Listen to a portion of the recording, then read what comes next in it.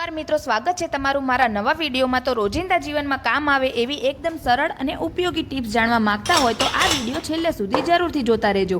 આજે હું તમારી સાથે એવી ટિપ્સ શેર કરવા જઈ રહી છું જે તમારો સમય પણ બચાવશે અને કામ સરળ બનાવી દેશે। તો ચાલો શરૂ કરીએ।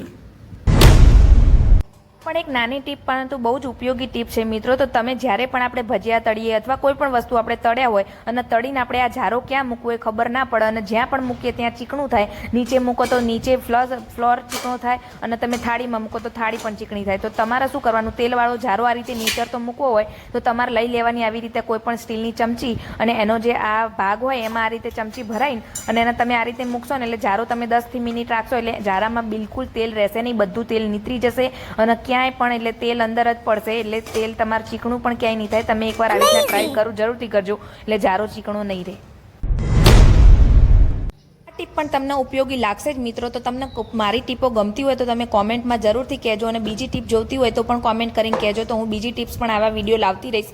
તો તમારા ઘરમાં જે લીંબુ હોય એ લીંબુ આપણે આ રીતે ડાઘા પડી જાય અથવા આપણે બહુ બધા લીંબુ લીધા હોય તો એને સચવાતા ના હોય કેમ કે બગડી જાય, આપણે ફ્રીજમાં રાખીએ ને તો પણ બગડી જાય। તો એને ફ્રીજમાં રાખવાની એક ટ્રીક હતો, તમારે આ રીતે અડધી બોટલ પાણીની ભરી દેવાની, કાચની બોટલ લેવાની અને એમાં આ રીતે લીંબુ તમે સ્ટોર કરશો ને તો ગમે એટલા દિવસ તમે રાખશો ને એટલે લીંબુ સૂકું નહીં પડે અને ફ્રીજમાં આ રીતે મૂકશો ને એટલે લીંબુનો રસ પણ એવો ને એવો રહેશે। તમે ટ્રાય જરૂરથી કરજો એકવાર।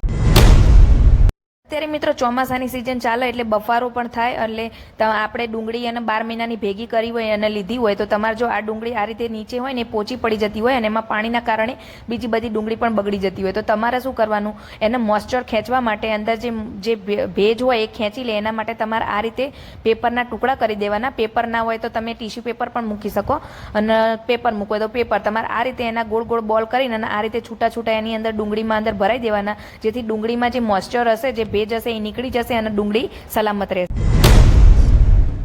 આ ટિપ્સ પણ તમારા રોજિંદા જીવનમાં મિત્રો ખૂબ જ કામ લાગશે। તો તમારા આપણા ઘરમાં બધાના ઘરમાં કપ રકાબી હોય તો કપ રકાબી આપણે સ્ટેન્ડમાં મૂકીએ અથવા તો એનો જે ઘોડો હોય તો ઘોડામાં ભરાઈ રાખ્યા હોય, પણ આપણે બહાર મૂકવા હોય અથવા તો એનો મતલબ પેકિંગ કરીને મૂકવા હોય તો તમારે શું કરવાનું, આ રીતે આપણે વ્યવસ્થિત ના મૂકીએ તો એનું સરખું ના ભરાય અને તૂટી પણ જાય। તો તમારે તૂટી ના જાય અને સરખું મૂકવું હોય તો તમારે શું કરવાનું, આ રીતે મેં વિડીયોમાં બતાવ્યું ને એ પ્રમાણે કપ એને ગોઠવીને અને તમે કોઈ પણ બોક્સમાં મૂકશો અથવા તો કોઈ પણ જબલામાં તમે ભરશો ને તો પણ એકદમ મસ્ત વ્યવસ્થિત રીતે ગોઠવાઈ જશે। આના ઉપર તમારે કોઈ બીજી વસ્તુ ગોઠવી હશે ને તો પણ તમે ગોઠવી શકશો મિત્રો।